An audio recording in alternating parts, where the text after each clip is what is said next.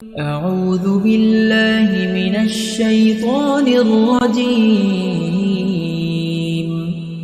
بسم الله الرحمن الرحيم. الرحمن علم القرآن خلق الإنسان علمه البيان الشمس والقمر بحسبان والنجم والشجر يسجدان والسماء رفعها ووضع الميزان ألا تطغوا في الميزان وأقيموا الوزن بالقسط ولا تخسروا الميزان والأرض وضعها للأنام فيها فاكهة والنخل ذات الأكمام والحب ذو العصف والريحان فبأي آلاء ربكما تكذبان خلق الإنسان من صلصال كالفخار وخلق الجان من مارج من نار فبأي آلاء ربكما تكذبان رب المشرقين ورب المغربين فبأي آلاء ربكما تكذبان مرج البحرين يلتقيان بينهما برزخ لا يبغيان فبأي آلاء ربكما تكذبان يخرج منهما اللؤلؤ والمرجان فبأي آلاء ربكما تكذبان وله الجوار المنشآت في البحر كالأعلام فبأي آلاء ربكما تكذبان كل من عليها فان ويبقى وجه ربك ذو الجلال والإكرام فبأي آلاء ربكما تكذبان يسأله من في السماوات والأرض كل يوم هو في شأن فبأي آلاء ربكما تكذبان سنفرغ لكم أيها الثقلان فبأي آلاء ربكما تكذبان يا معشر الجن والإنس إن استطعتم أن تنفذوا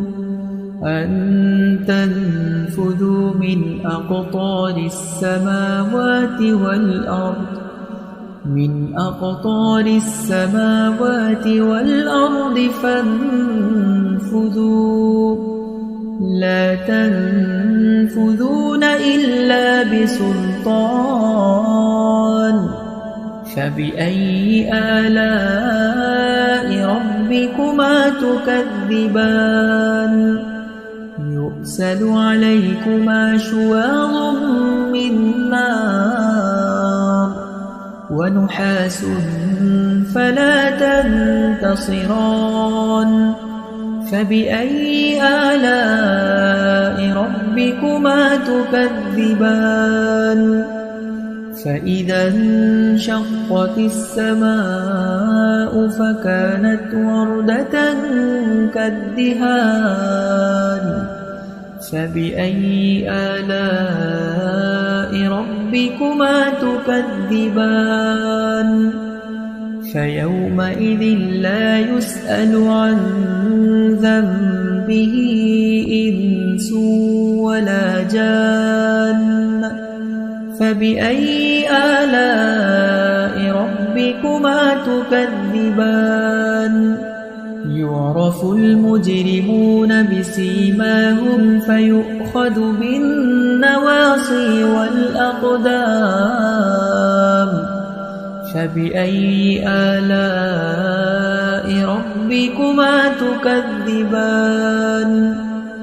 هذه جهنم التي يكذب بها المجرمون يطوفون بينها وبين حميم آن فبأي آلاء ربكما تكذبان ولمن خاف مقام ربه جنتان فبأي آلاء ربكما تكذبان ذواتا أفنان فبأي آلاء ربكما تكذبان فيهما عينان تجريان فبأي آلاء ربكما تكذبان متكئين على فرش بطائنها من استبرق وجنى الجنتين دان فبأي آلاء ربكما تكذبان فيهن قاصرات الطرف لم يطمثهن إنس